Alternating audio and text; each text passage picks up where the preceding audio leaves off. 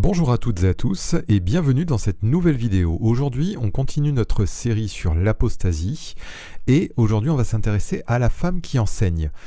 Comme je vous l'avais précédemment dit, on voit de plus en plus aujourd'hui de femmes prédicateurs, pasteurs, etc. etc. Et on va voir que malheureusement c'est une chose qui n'est pas biblique, ou en tout cas on va expliquer exactement le rôle de la femme dans la Bible et particulièrement évidemment dans la Nouvelle Alliance. Alors on a deux textes qui sont sans équivoque, qui peuvent parfois être, on peut les trouver un peu raides, un peu difficiles, on se dit waouh, ça rigole pas. Donc je vous les mets en face, c'est 1 Corinthiens 14 et 1 Timothée 2, on va pas les lire tout de suite, on reviendra dessus un petit peu plus tard. Alors cette vidéo elle va être un peu longue, parce que pour bien expliquer pourquoi la femme ne doit pas enseigner dans l'église, on est obligé de parler des ministères, on est obligé d'expliquer un petit peu ces deux textes qui sont devant vos yeux, et puis ensuite on va voir exactement, on va essayer d'aller creuser la raison pour laquelle Paul fait cette adresse aux églises. Et en préambule, donc c'est un petit peu long, je suis désolé, ça risque de durer je sais pas combien de temps, mais ça risque d'être un peu long, donc voyez la vidéo en 2 fois s'il le faut. Moi j'essaie de faire des vidéos courtes, mais surtout j'essaie de faire des vidéos qui se suffisent à elles-mêmes, pas vous renvoyer à d'autres vidéos ou d'autres explications. Donc là il faut que je parle de tout en peu de temps, donc ça va être un peu compliqué. Donc, en préambule, je voudrais dire, avant tout, nous ne sommes plus sous la loi de l'ancienne alliance, mais sous la grâce de l'évangile de Christ. Et donc ça, c'est important à comprendre, parce que aujourd'hui, on a souvent un réflexe dans les milieux chrétiens par rapport aux enseignements de Jésus et aux commandements qu'on trouve dans le Nouveau Testament, que ce soit Jésus qui les donne ou que ce soit des apôtres. On va dire tout de suite, mais nous on n'est plus sous la loi, on est sous la grâce, etc. Alors j'ai déjà fait une vidéo à ce sujet, et c'est important de comprendre que les prescriptions sont pas là pour être vues comme des lois de l'Ancien Testament. Le deuxième point, c'est que cette alliance a pour signe l'amour et pour caractéristique la liberté, sans laquelle aucun amour ne peut s'exprimer. Jésus dit à ses disciples, aimez-vous les uns les autres, à ceux-ci, tous connaîtront que vous êtes vraiment mes disciples si vous avez de l'amour les uns pour les autres. C'est en vertu de l'amour qu'il a pour nous que nous l'aimons et pas autrement, et c'est vraiment ce qui caractérise cette alliance nouvelle, l'amour de Dieu qui est versé dans nos cœurs par le Saint-Esprit. Et en fait, cet amour, il est aussi caractérisé par la liberté. Si vous demeurez dans ma parole, vous serez réellement libre. Demeurez dans ma parole et ma parole vous affranchira, vous rendra libre, etc. Pourquoi ? Parce que Dieu veut qu'on exprime cet amour reçu de lui envers les autres, et on ne peut exprimer cet amour que si on est libre de le faire et non pas contraint. Si on était contraint, ça ne serait pas vraiment de l'amour, hein, on est bien d'accord. Donc, je veux rajouter, cependant, Jésus ordonne, il donne des ordres. Voilà, donc c'est un peu contradictoire avec la notion de liberté. Non, on va voir comment. Jésus ordonne à ses apôtres de faire des disciples et de leur enseigner à observer ce qu'il a prescrit. Alors, ça, c'est en vertu de l'amour encore. Pourquoi ? Parce que Jésus et Dieu le Père veut que nous restions dans son amour. Et voilà pourquoi ces ordres, ce sont des prescriptions, ce ne sont pas des lois contraignantes, mais ce sont des prescriptions que nous devons observer dans la liberté qu'il nous donne. Ces prescriptions, alors ça peut être ces ordres, ces commandements, ne sont pas là donc pour être des pierres d'achoppement pour les enfants de Dieu, mais elles sont comme des balises sur le sentier étroit et resserré du Sauveur, afin que nous restions en lui. Et enfin, dernier point, s'affranchir, donc c'est ma conclusion à cette petite introduction, s'affranchir d'observer ces commandements, c'est prendre le risque pour soi et pour ceux qui nous écoutent de s'écarter de ce chemin. Et ce chemin, c'est Christ, donc de Christ lui-même. Et cela a évidemment toujours des conséquences. Et ces conséquences, elles peuvent être graves. Parfois on peut se dire, oh mais voilà, je fais telle chose, c'est écrit le contraire dans la Bible, mais bon, voilà, je suis toujours là, j'ai toujours foi en Dieu. Attention, il ne faut pas jouer avec ça. Il faut vraiment pas jouer avec ça. On est amené à toujours grandir dans cette communion à Christ, à marcher dans la lumière. Et marcher dans la lumière, c'est marcher en lui, avec lui, selon également les enseignements que nous recevons de lui. Alors, on va commencer. Et on va commencer avec, on va parler des femmes exerçant des fonctions particulières dans la Bible. Alors, j'ai pas pris toutes les femmes. Je ne vais pas vous parler de Sarah, de Rebecca, de Rachel et Léa, etc. Bon, elles étaient les femmes d'eux déjà. Je ne vais pas vous parler d'Anne, la mère de Samuel, etc. Je vais pas non plus vous parler d'Esther, qui est particulière encore. Mais c'est des femmes qui ont été, elles sont citées, on raconte des choses sur elles dans la Bible, mais elles sont mentionnées parce qu'elles sont là à un moment. Elles font partie d'une situation et elles sont mentionnées pour ça. Là, je vais parler de femmes qui ont des fonctions particulières. Allez, je commence tout de suite. Donc, Marie, sœur de Moïse et Aaron. Elle était prophétesse. Voilà, donc c'est ce qui est indiqué. Je vous marque le verset où c'est montré. Exode 15, verset 20. Marie, la prophétesse, sœur d'Aaron, prit à la main un tambourin et toutes les femmes vinrent après elle avec des tambourins et en dansant, pardon. Déborah, juge. Alors, elle n'est pas que juge. Là, j'ai marqué juge vraiment pour être honnête, parce qu'en fait, elle est elle aussi prophétesse. Voilà, juge 4 et verset 4. 4 et on va lire le verset 8 et 9 après. Dans ce temps-là, Déborah, prophétesse, femme de Lapidote, était juge en Israël. Donc, elle avait deux fonctions. Mais je vais expliquer un petit peu après. Barak lui dit, « Si tu viens avec moi, j'irai, mais si tu ne viens pas avec moi, je n'irai pas. » Elle répondit, « J'irai bien avec toi, mais tu n'auras point de gloire sur la voie où tu marches, car l'Éternel livrera Sisera entre les mains d'une femme. » Et Déborah se leva, et elle se rendit avec Barak à Kédesh. Alors, si je vous montre ces femmes, c'est pour vous montrer... ces femmes, en fait, généralement, elles sont citées par les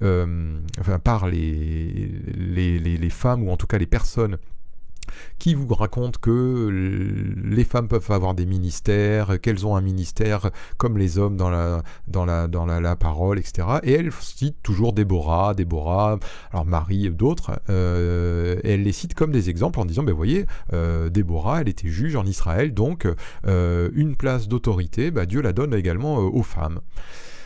Oui, mais ces versets qu'on vient de lire donc, nous montrent d'abord qu'elle était prophétesse. Et puis, il nous montre que Déborah elle-même, elle pensait, elle trouvait que c'était une anomalie qu'elle soit juge et qu'elle se mette en marche avec Barak, qui était lui le juge homme du moment. Et elle lui dit, si je vais avec toi, en fait, ils allaient à la guerre tous les deux contre Sisera, qui opprimait le peuple d'Israël. Elle lui dit, si je viens avec toi, tu n'auras pas de gloire. Parce que l'Éternel va me livrer Sisera entre les mains d'une femme. Donc elle montre par là que ça n'est pas normal qu'elle ait cette position. En fait, elle a cette position de juge simplement parce que Barak ne tenait pas sa position de juge. Il manquait de foi et elle a la foi.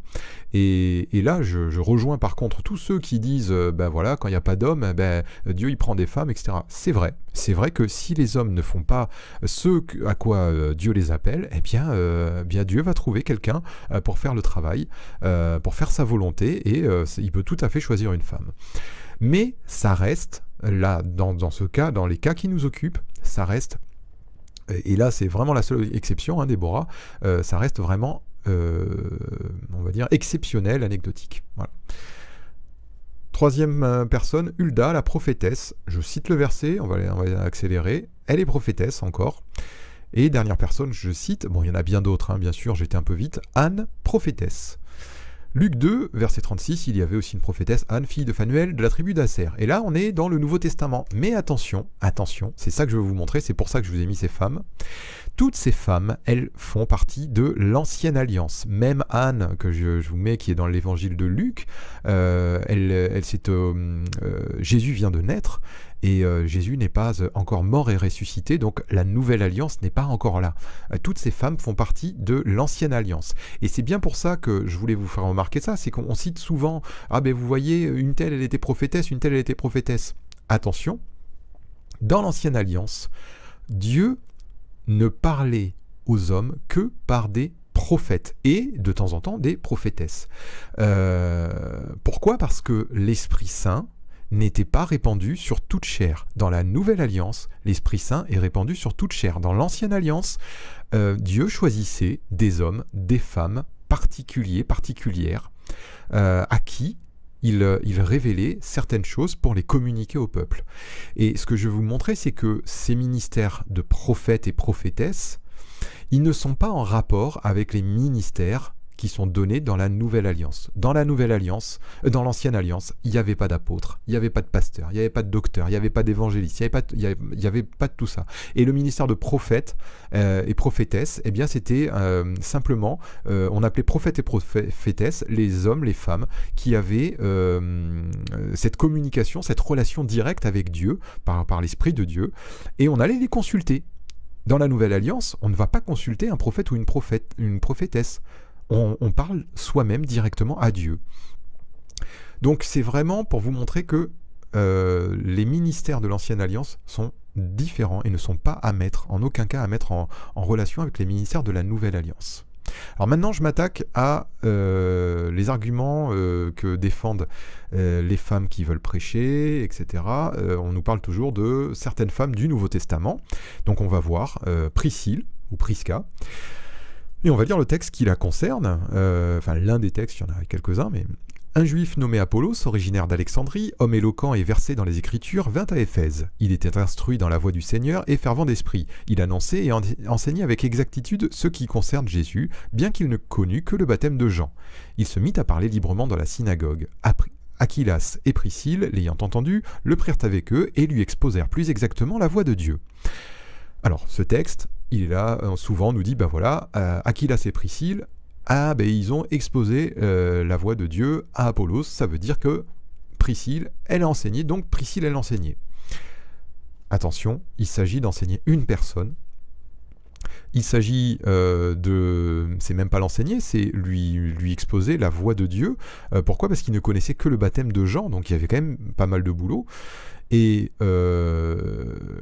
quand je dis qu'une femme, que la parole de Dieu, pardon, c'est pas moi qui le dis, c'est la parole de Dieu qui nous dit qu'une femme ne doit pas enseigner, ça veut pas dire qu'elle doit impérativement se taire et ne jamais annoncer l'évangile à qui que ce soit, ou non, il faut être sérieux.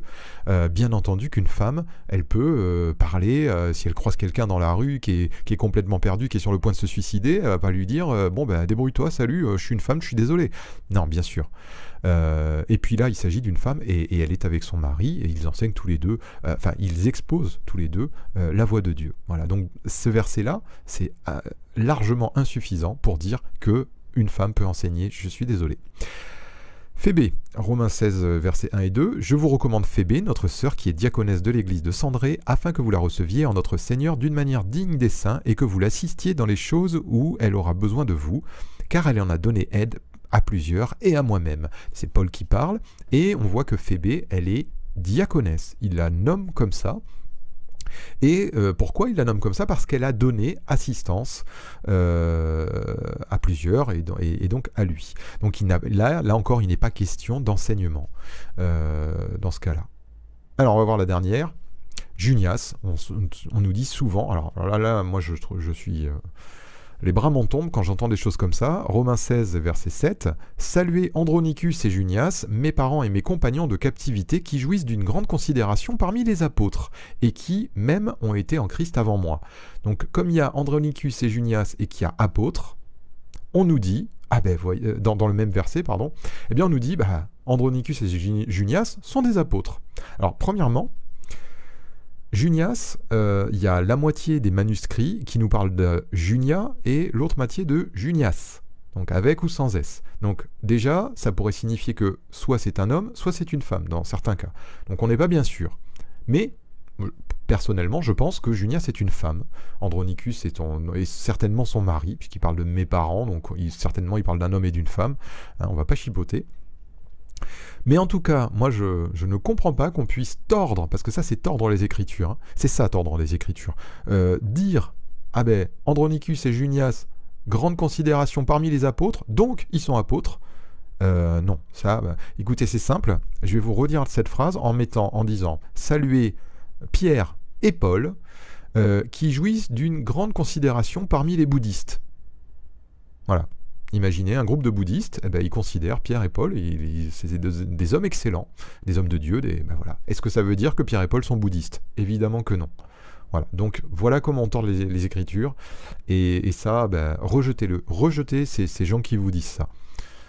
Voilà, allez, on continue, et on va attaquer les ministères. Donc Dieu, il donne 5 ministères à l'Église. C'est dit en Éphésiens 4:11, je ne le lis pas pour aller un petit peu plus vite, pour avancer. Et on va les voir de toute façon un par un. Le ministère d'apôtre, le premier. Donc on a les 12 apôtres de l'agneau, hein, choisis par Jésus lui-même, mais on va avoir ensuite par la suite d'autres apôtres, Galates 2:8, car celui qui a fait de Pierre l'apôtre des circoncis a aussi fait de moi l'apôtre des païens. Là c'est Paul qui parle pour montrer donc que lui aussi il était apôtre, et par la suite il y aura Silas, Barnabas, etc., etc. On a le ministère de prophète, et je vais vous montrer en fait que tous ces ministères, ils sont cités dans la parole.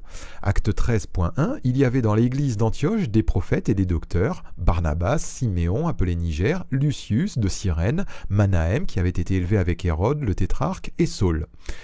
Voilà un autre verset, Acte 21.10, comme nous étions là depuis plusieurs jours, un prophète nommé Agabus descendit de Judée. Vous voyez là encore, un ministère, et on cite des gens. Le ministère d'évangéliste.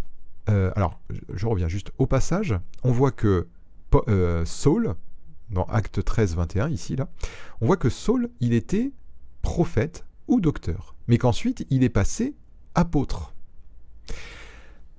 On va voir ensuite ici, en évangéliste, Acte 21.8, étant entré dans la maison de Philippe l'évangéliste, qui était l'un des 7, nous logeâmes chez lui. Philippe était évangéliste, mais il était l'un des 7. L'un des 7 quoi?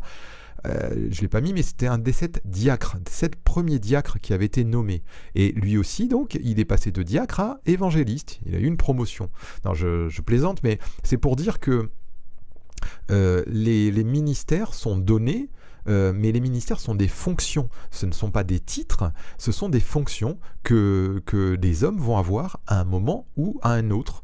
On peut très bien avoir une fonction à un instant T et en avoir une autre un peu plus tard. Il n'y a aucun problème avec ça. Docteur, Tite, chapitre 3, verset 13, « Et soin de pourvoir au voyage de Zénas, le docteur de la loi, et d'Apollos, en sorte que rien ne leur manque. » Voilà encore un exemple. Et enfin, le dernier, pasteur. Eh bien là, j'ai pas de verset. Et là, c'est quand même remarquable. Pourquoi j'ai pas de verset qui nous parle d'un pasteur dans le Nouveau Testament? Parce que je crois qu'il n'y a que 3 versets qui parlent du pasteur. Et à chaque fois, ces versets, eh bien, ils sont en rapport avec le Seigneur Jésus-Christ. Voilà. Donc, moi je trouve ça remarquable. Ça ne veut pas dire qu'il n'y a pas de pasteur, parce que c'est dit là, hein, dans Éphésiens 4:11, les autres comme pasteurs et docteurs. Mais je trouve ça quand même remarquable que aujourd'hui, on va dire surtout dans les milieux, alors les milieux chrétiens, mais surtout chrétiens évangéliques, on ne parle que des pasteurs. Il n'y a que des pasteurs, rarement d'un docteur, rarement d'un évangéliste, jamais d'un prophète. Et quasiment surtout jamais d'un apôtre, mais on va dire qu'il y a des missionnaires qui jouent ce rôle. Bon, eh bien, bien voilà, on a un petit peu tout inversé, puisqu'aujourd'hui on a des pasteurs partout, et pas de prophètes, pas d'apôtres, très peu d'évangélistes, très peu de docteurs. Voilà, c'était une parenthèse. Donc, ce qu'on peut dire... alors attention, alors voilà, une petite remarque. Attention, prophétiser n'est pas avoir un ministère de prophète. Évangéliser n'est pas avoir un ministère d'évangéliste. Et je vous donne un exemple. Acte 21:9, c'est Philippe, il avait 4 filles vierges qui prophétisaient. 1 Corinthiens 11 nous dit aussi, en verset 5, « Toute femme, au contraire, qui prie ou qui prophétise la tête non voilée, déshonore son chef. » Prier ou prophétiser, il ne s'agit pas là d'un ministère, il s'agit d'une action ponctuelle. On peut ponctuellement prophétiser. D'ailleurs, tous ceux, il y a plusieurs endroits des actes des apôtres où il est dit que des nouveaux convertis recevaient le baptême du Saint-Esprit et ils parlaient en langue et prophétisaient. Voilà. Et ça ne veut pas dire qu'ils étaient prophètes. Il faut vraiment différencier la chose. Donc, ma conclusion, pour ce passage-là, la Bible ne mentionne jamais une femme pour l'une de ses fonctions. Vous pouvez chercher, il n'y a pas. il n'y a pas une femme apôtre, il n'y a pas une femme prophète, il n'y a pas une femme évangéliste, il n'y a pas une femme docteur, il n'y a pas une femme pasteur. Jamais. Donc c'est quand même quelque chose à remarquer.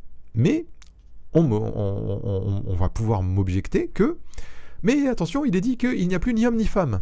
Bon, eh bien, ceux qui font ça, lisez-leur le passage Galates 3, versets 24 à 29, et vous allez voir que cette phrase où elle est complètement sortie de son contexte, et on va voir le contexte.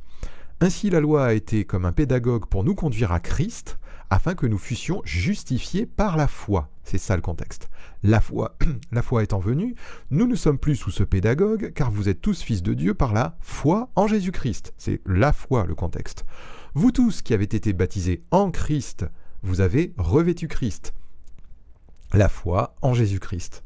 Il n'y a plus ni juif ni grec, il n'y a plus ni esclave ni libre, il n'y a plus ni homme ni femme, car vous êtes tous un en Jésus-Christ. Et si vous êtes à Christ, vous êtes donc la postérité d'Abraham, héritier selon la promesse de la foi. Voilà.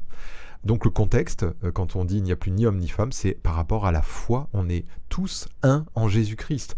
Bien sûr que celui qui était esclave, il reste esclave, il est resté esclave. Voilà.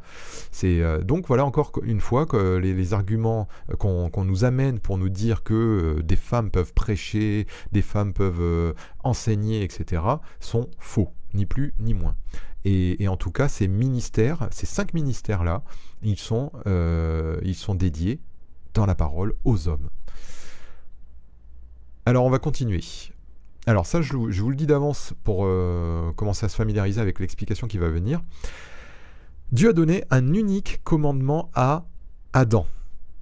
Il l'a donné à Adam seulement, pas à Ève. Jésus a passé une nuit en prière pour connaître les 12 apôtres que le Père désignerait pour recevoir son enseignement. Ça veut dire que il a passé la nuit en prière, c'est-à-dire que la chose était importante. Ce sont 12 hommes, aucune femme, pour cette charge. Donc ça, retenez-le, on va le voir par la suite, ça va être important. Et avant de continuer, on va voir les ministères d'anciens et de diacres. Donc on va commencer par l'ancien. 1 Timothée 3, 1 à 4. Cette parole est certaine, si quelqu'un aspire à la charge d'évêque, il désire une œuvre excellente. Il faut donc que l'évêque soit irréprochable, mari d'une seule femme, sobre, modéré, réglé dans sa conduite, hospitalier, propre à l'enseignement. Il faut qu'il ne soit ni adonné au vin, ni violent, mais indulgent, pacifique, désintéressé. Il faut qu'il dirige bien sa propre maison et qu'il tienne ses enfants dans la soumission et dans une parfaite honnêteté. Et puis 1 Pierre 5, 1. Voici les exhortations que j'adresse aux anciens qui sont parmi vous, moi ancien comme eux. Je vous marque ça pour vous montrer un petit peu plus tard, je reviens tout de suite. Les diacres, 1 Timothée 3, 8 à 12. Les diacres aussi doivent être honnêtes, éloignés de la duplicité, des excès du vin, d'un gain sordide, conservant le mystère de la foi dans une conscience pure, qu'on les éprouve d'abord et qu'ils exercent ensuite leur ministère s'ils sont sans reproche. Les femmes de même doivent être honnêtes, non médisantes, sobres, fidèles en toutes choses. Les diacres doivent être maris d'une seule femme et diriger bien leurs enfants et leur propre maison. Alors, donc, je reviens donc pour l'ancien. J'ai mis l'ancien, puis ici, j'ai mis l'évêque, pardon, et puis ici j'ai mis l'ancien. C'est pour ça que j'ai pris 2 versets différents pour vous montrer. En fait, ancien, évêque, ça va être 2 mots différents, mais ça veut quand même dire à peu près la même chose. Et ancien, c'est presbyteros, et évêque, c'est épiscopos, un préposé, surveillant, superviseur, homme chargé de contrôler ce qui doit être fait par les autres, et que ce qui doit être fait par les autres est fait correctement. Voilà, donc c'est quelqu'un qui veille à ce que soit bien mise en pratique la saine doctrine, pour ainsi dire. Voilà. Et Pierre, on le voit là dans le verset, dans ce verset ici, Pierre, il déclare être un ancien. Les 5 ministères donnés à l'Église sont choisis par Dieu et se trouvent parmi le collège d'anciens des Églises. Voilà, ça c'est pour ça que je voulais vous faire remarquer ça. Les anciens, ils sont parmi, les ministères sont parmi les anciens qui dirigent une Église. Une Église est dirigée, une Église locale, un groupe de chrétiens, c'est dirigé par des anciens. Et ces anciens, ils ont un rôle de surveillant, veillant sur. Ainsi, il n'est jamais question d'ancienne, mais il est question de diaconesse. Dans toute la Bible, vous ne lirez jamais le mot ancienne. Et par contre, là on l'a lu tout à l'heure, je vous recommande Phébé, notre sœur qui est diaconesse à l'église de Cendré. Et pourquoi la Bible est logique. Les textes qu'on va détailler après, ils expliquent que la femme ne doit pas enseigner. Mais la Bible est logique. Ce que Dieu a dit d'un côté, il ne va pas se contredire de l'autre. Pourquoi? Parce que la différence entre un ancien et un diacre, bien c'est celle-là. L'ancien, il doit être propre à l'enseignement. Si vous regardez ce texte-là, et ce texte-là, les caractéristiques entre l'ancien et le diacre sont quasiment les mêmes. La différence, c'est qu'il est dit que l'ancien, il doit être propre à enseigner. Et d'ailleurs, dans les diacres, comme il n'y a pas ce détail-là d'être propre à enseigner, bien, il nous parle des femmes. Les femmes, de même, doivent être non médisantes, sobres, fidèles en toutes choses, donc elles peuvent être diaconesses. Mais elles ne prendront pas part à l'enseignement. Voilà, j'espère que ça déjà, ça vous est clair. Mais on va maintenant détailler ces deux textes qu'on a vus tout à l'heure pour vous montrer ce qu'il en est réellement. Donc je lis 1 Corinthiens 14. « Car Dieu n'est pas un Dieu de désordre, mais de paix. » Donc là, en fait, c'était juste, je citais cette fin de phrase parce que le contexte dans lequel Paul dit ça, c'est l'ordre. C'est important que ça soit dit. Comme dans toutes les églises des saints, donc c'était pas que pour Corinthe, c'est toutes les églises des saints, que les femmes se taisent dans les assemblées car il ne leur est pas permis d'y parler, mais qu'elles soient soumises selon ce que le dit aussi la loi.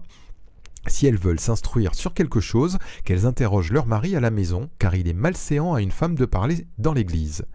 Est-ce de chez vous que la parole de Dieu est sortie, ou est-ce à vous seul qu'elle est parvenue ? Si quelqu'un croit être prophète ou inspiré, qu'il reconnaisse que ce que je vous écris est un commandement du Seigneur. Et si quelqu'un l'ignore, qu'il l'ignore. Voilà le premier texte. On va lire en parallèle, je les ai mis en parallèle parce que vous allez voir qu'il y a une similitude. 1 Timothée 2, versets 9 à 15.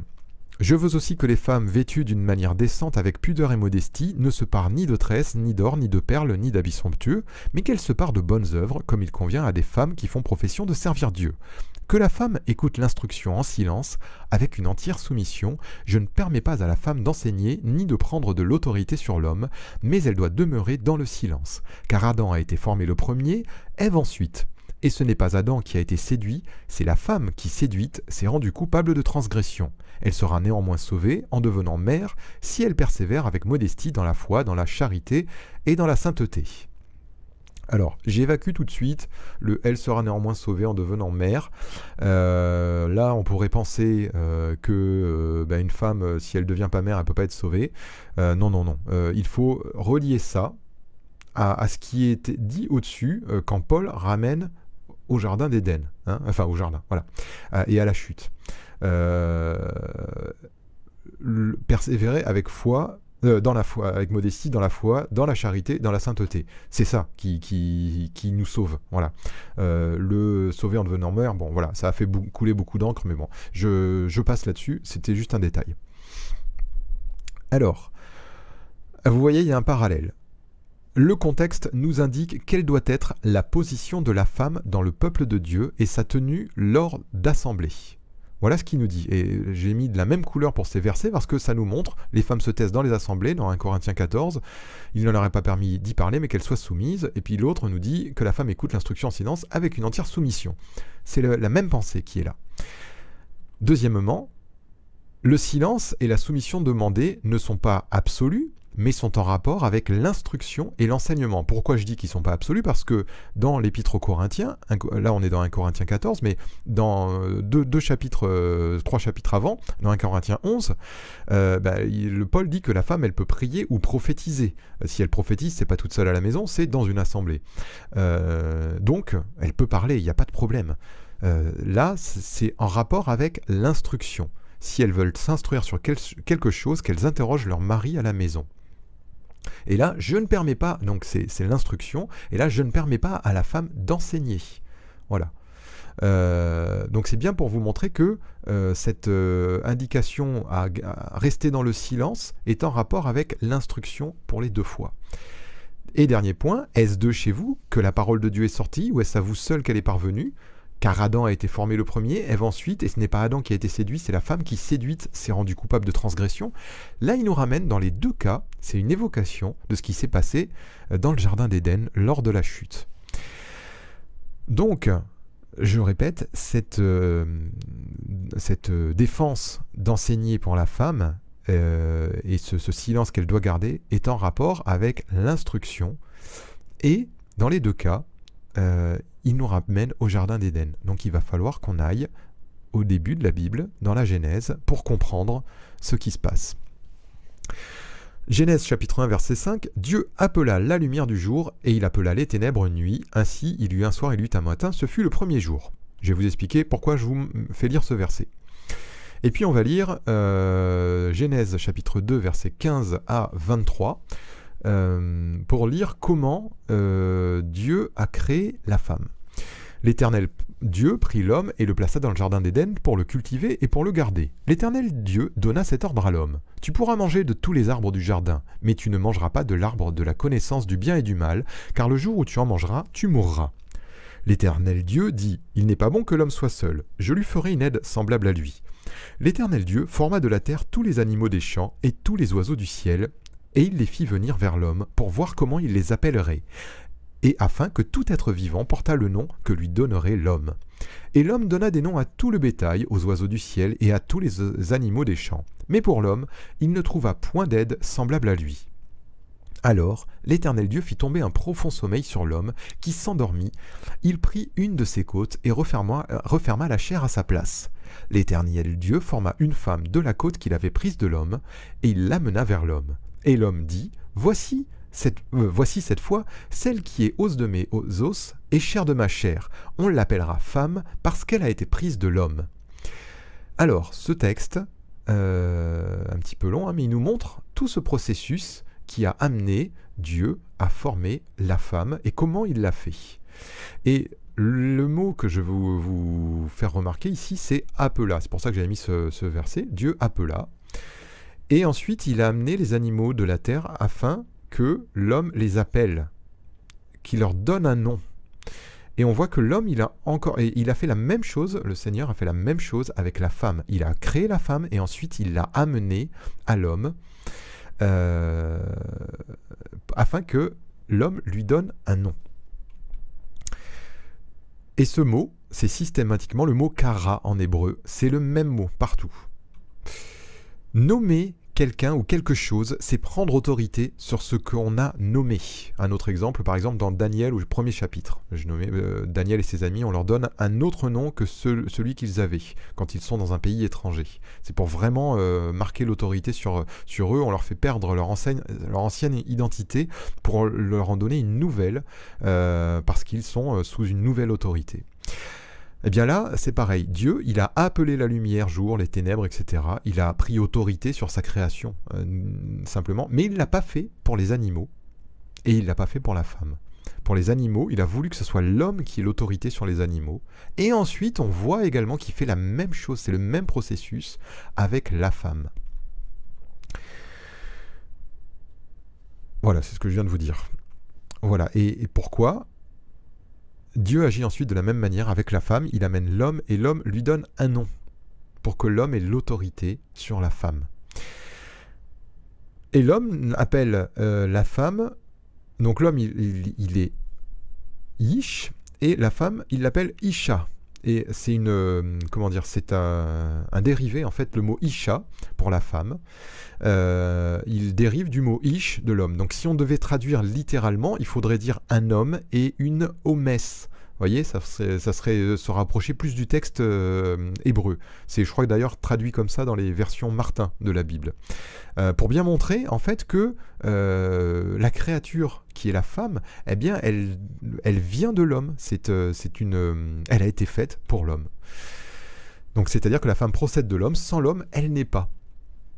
Alors, je modère quand je suis en train de vous dire, parce que voilà, 1 Corinthiens 11, 11, toutefois, dans le Seigneur, la femme n'est point sans l'homme, ni l'homme sans la femme. Et oui, Dieu a été, en sage architecte, eh bien, il a permis que ça soit la femme qui donne la vie à l'homme. Donc l'homme ne peut pas prendre cette autorité pour être une dictature en disant, ben voilà, toi tu es soumise, tu es inférieure, etc. etc. Non. D'ailleurs, il n'y a plus ni homme ni femme, c'est bien pour nous montrer que vis-à-vis de toute chose, du salut, d'un point de vue moral, la femme, elle est l'égale de l'homme. Il n'y a pas une infériorité par rapport à la femme, de la femme par rapport à l'homme, pardon. Mais il y a quand même une autorité qui est manifeste, puisque un dernier verset, en Genèse chapitre 3 verset 20, Adam donna à sa femme le nom d'Ève, car elle a été la mère de tous les vivants. Et le verbe donner, là encore, c'est toujours le même mot, kara. Voilà. Et le fait de donner, ça marque l'autorité. Alors, une dernière chose que je vais vous faire remarquer, c'est que on voit que dans tout ce récit, Dieu donne le commandement, le seul commandement qu'il avait, Dieu le donne à l'homme, et il le donne même avant que la femme soit créée. Donc on va voir la suite pour voir ce qui s'est passé. Genèse 2, verset 25, l'homme et sa femme étaient tous deux nus et ils n'en avaient point honte. Et on continue, Genèse 3, verset 1 à 6. Le serpent était le plus rusé de tous les animaux des champs que l'Éternel Dieu avait fait. Il dit à la femme, Dieu a-t-il réellement dit, vous ne mangerez pas de tous les arbres du jardin? La femme lui répondit au serpent, nous mangeons du fruit des arbres du jardin, mais quant au fruit de l'arbre qui est au milieu du jardin, Dieu a dit, vous n'en mangerez point, et vous n'y toucherez point, de peur que vous ne mouriez. Alors le serpent dit à la femme, vous ne mourrez point, mais Dieu sait que le jour où vous en mangerez, vos yeux s'ouvriront et que vous serez comme des dieux, connaissant le bien et le mal. La femme vit que l'arbre était bon à manger et agréable à la vue, et qu'il était précieux pour ouvrir l'intelligence. Elle prit de son fruit et en mangea. Elle en donna aussi à son mari, qui était auprès d'elle, et il en mangea. Alors, on va détailler tout ce passage pour comprendre ce qui s'est passé. D'abord, l'homme et la femme étaient tous deux arom. Voilà, ça c'est le mot hébreu qui traduit nu. Pourquoi je vous montre ça? Parce que le verset qui suit nous dit le serpent était arum, l'arum de tous les animaux des champs. Et en fait, ce que je veux vous montrer ici, c'est qu'il y a un jeu de mots. Les deux mots sont très proches, ils ont la même racine, exactement la même racine. Ce jeu de mots, il indique que Satan vient à nous dans une ressemblance à notre état spirituel. Il n'est pas venu avec il est venu avec de tous les animaux, celui qui était le plus semblable, arum, à Adam et Ève. Voilà pourquoi Ève s'est laissée approcher par ce serpent. Le mot traduit rusé, donc c'est pour ça qu'on a traduit le plus rusé, mais il traduit rusé, mais il peut traduire aussi prudent, subtil, sensible. Vous voyez, donc c'est pas nécessairement rusé dans le sens enfin c'est dans le sens de, c'est pas nécessairement trompé, mais c'est dans le sens d'être approchant de l'état dans lequel étaient Adam et Ève. Ensuite, voilà, je vous encadre, il va poser cette question à Ève, et puis je vous encadre la réponse d'Ève pour vous. Qu'est-ce qu'elle lui répond? Elle lui répond, vous n'en mangerez point, vous n'y toucherez point, voilà ce que Dieu nous a dit, de peur que vous ne mourriez. Alors, relisez le verset de Genèse 2,16, donné à Adam, eh bien, il n'a jamais dit qu'il ne fallait pas y toucher, Dieu, mais déjà elle a rajouté ça. Mais ensuite, elle dit, de peur que vous ne mourriez. Mais non, non, non.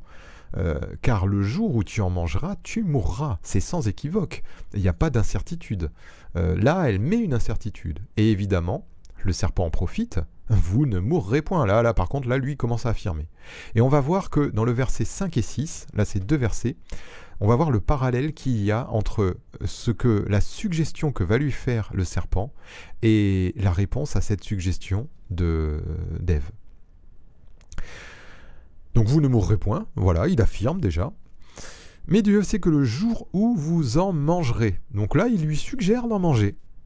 Ni plus ni moins. Et là, elle va répondre qu'elle trouve que l'arbre, il était bon à manger. Avant d'en manger. Hein. Et là, il lui dit, le jour où vous en mangerez, vos yeux s'ouvriront.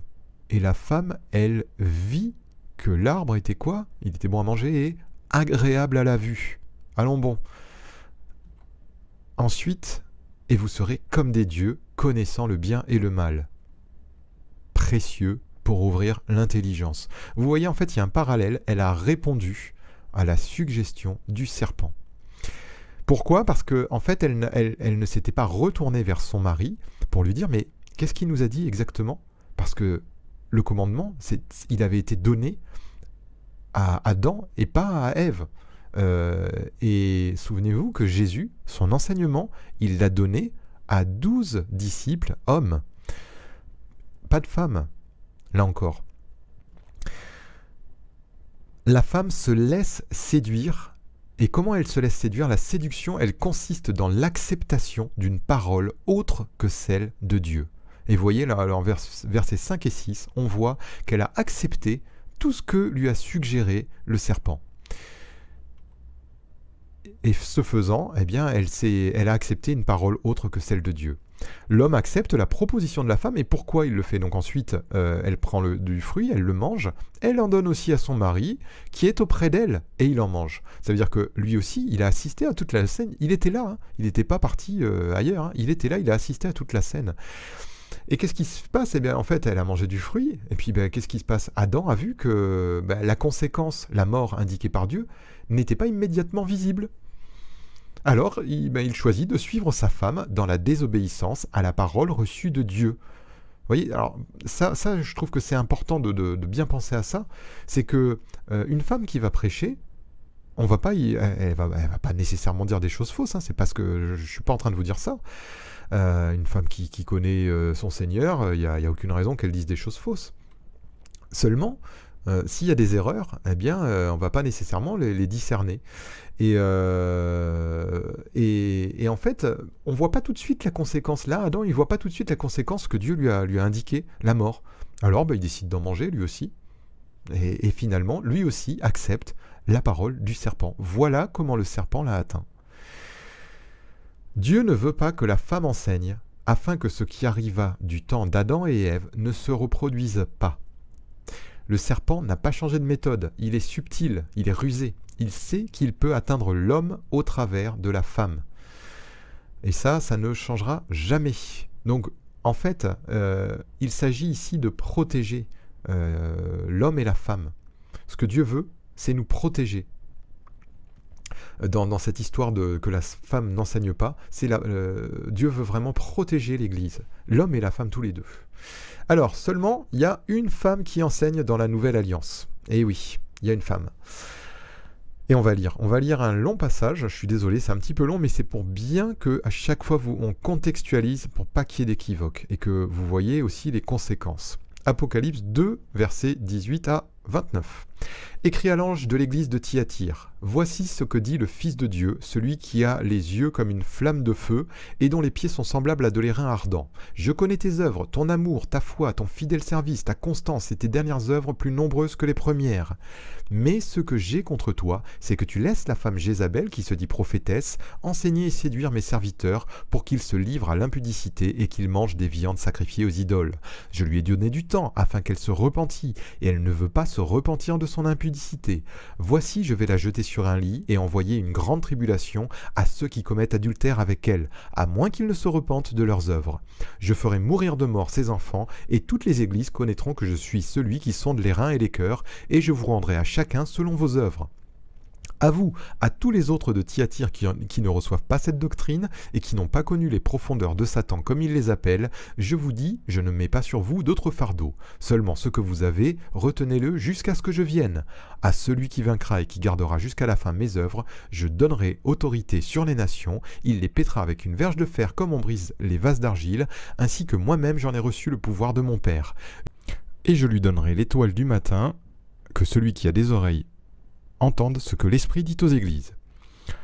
Voilà, et bien vous voyez que dans ce texte, la seule femme donc du Nouveau Testament qui enseigne, eh bien elle se dit prophétesse, le Seigneur ne dit même pas qu'elle est prophétesse, elle se dit prophétesse, et elle se nomme Jézabel, et ça c'est une référence à la Jézabel de l'Ancien Testament, qui a détourné le peuple d'Israël de l'adoration à l'Éternel, et qui lui a fait adorer les Baals. Autant vous dire que cette femme qui enseigne n'est pas pour la gloire de Dieu. Donc je ne vais pas commenter plus, mais ça vous montre que ben voilà, la seule femme de l'Ancien Testament qui enseigne, c'est très très négatif. Voilà. Donc la seule femme de la Nouvelle Alliance qui enseigne est jugée par le Seigneur. Ceux qui reçoivent son enseignement seront jugés comme elle. Voilà, je ne détaille pas tous les avertissements, vous les avez lus comme moi. Voilà, et on va terminer, on va conclure. Pour être exact, certaines femmes sont invitées à enseigner. Et on va voir qui. Tite, chapitre 2, versets 1 à 5. Pour toi, dis les choses qui sont conformes à la saine doctrine, à l'enseignement du Seigneur. Dis que les vieillards doivent être sobres, honnêtes, modérés, saints dans la foi, dans la charité, dans la patience. Dis que les femmes âgées doivent aussi avoir l'extérieur qui convient à la sainteté, n'être ni médisantes, ni adonnées au vin, qu'elles doivent donner de bonnes instructions. Voilà ce que je voulais vous montrer. Dans le but d'apprendre aux jeunes femmes à aimer leur mari et leurs enfants, à être retenues, chastes, occupées aux soins domestiques, bonnes, soumises à leur mari, afin que la parole de Dieu ne soit pas blasphémée. Vous voyez, il y a des femmes qui peuvent enseigner, c'est les femmes d'un certain âge, et elles peuvent enseigner les plus jeunes. Ben pourquoi? À être, ce qui est dit là au verset 4 et 5, à aimer leur mari, leurs enfants, être chastes, etc., etc., etc. Donc il peut y avoir un enseignement de femmes dirigé, de femmes d'un certain âge dirigé vers des plus jeunes. Donc pour conclure, pour résumer, les femmes, qu'est-ce qu'elles peuvent faire alors on va me dire, mais ouais, mais si elles peuvent pas faire, c'est pas juste, ou je ne sais pas quoi. Non, non, non, non, il ne s'agit pas de ça. Les femmes, elles peuvent adorer Dieu, aimer les autres, leurs prochains, etc. Elles peuvent louer Dieu, elles peuvent bénir, elles peuvent prier, elles peuvent intercéder, elles sont même très fortes dans l'intercession et la prière. Moi, j'ai fait beaucoup de réunions de prière et on était un nombre très très restreint d'hommes. Par contre, il y avait toujours des femmes en grand nombre. Bon, c'était au moins les 3/4 de l'assistance et ça persévérait là. Là, il y avait de la ferveur. Prophétiser, évangéliser, tout ça c'est possible. Prier pour la guérison, fortifier, édifier, encourager, consoler, aider à des tâches diverses, bien s'occuper de leur famille, apprendre aux plus jeunes à bien s'occuper de leur famille, etc., etc. Voilà, une femme, elle peut, pour ainsi dire, faire presque tout, sauf exercer, comme on l'a vu au début, l'un des 5 ministères, et enseigner. Voilà, c'est les seules choses qu'elles ne peuvent pas faire. Sinon, voilà, toute cette liste-là que vous avez sous les yeux, ça, n'importe quel enfant de Dieu, je dis c'est les femmes, mais ça pourrait être les hommes aussi, la majorité des enfants de Dieu, ils font toutes ces choses, hommes ou femmes, voilà. Donc pour conclure, l'Église, en obéissant à ce précepte que la femme n'enseigne pas, eh bien, elle ferme une porte d'accès au diable. Et donc ça, je vous inverse la phrase, c'est que si une femme enseigne dans l'Église, là, c'est ouvrir une porte d'accès au diable. Souvenez-vous de ce qui s'est passé dans le jardin. C'est ce que Paul nous dit. Souvenez-vous de ce qui s'est passé dans le jardin. Donc, je vous invite à refuser des femmes qui enseignent dans votre assemblée ou dans vos assemblées, quelles qu'elles soient. C'est pas pour leur faire de la peine, c'est pour protéger l'Église. Dieu ne veut pas, pour les raisons qu'on a vues, qu'une femme enseigne. Eh bien, conformons-nous à ça. Moi qui vous dis ça, je vous connais pas, vous ne me connaissez pas. J'ai pas d'intérêt à vous convaincre que la femme ne doit pas enseigner, etc. Non, c'est simplement mettre en pratique l'enseignement de la parole de Dieu. Et il y a des bonnes raisons, Dieu a des bonnes raisons pour cela, et on les a vues, j'espère que vous les avez compris. Et refusons simplement qu'une femme enseigne, tout simplement. Et si certaines veulent, eh bien, montrez-leur qu'il y a une désobéissance et il y a un risque pour l'Assemblée. Bien sûr qu'une femme, elle peut avoir des grandes connaissances, et bien sûr que ça peut être utile ponctuellement que voilà, une femme peut apprendre quelque chose même à un frère, une sœur ou peu importe, parce qu'elle a une connaissance, bien sûr. Mais en tout cas, elle ne doit pas prendre la parole comme ça dans une assemblée pour enseigner la doctrine de la parole de Dieu, etc. Mais bien sûr, elle peut témoigner, elle peut, je ne sais pas, avoir une parole d'encouragement, d'exhortation. Il n'y a pas de problème avec ça. Mais elle ne doit pas enseigner, tout simplement. Je vous dis à très bientôt et que Dieu vous bénisse.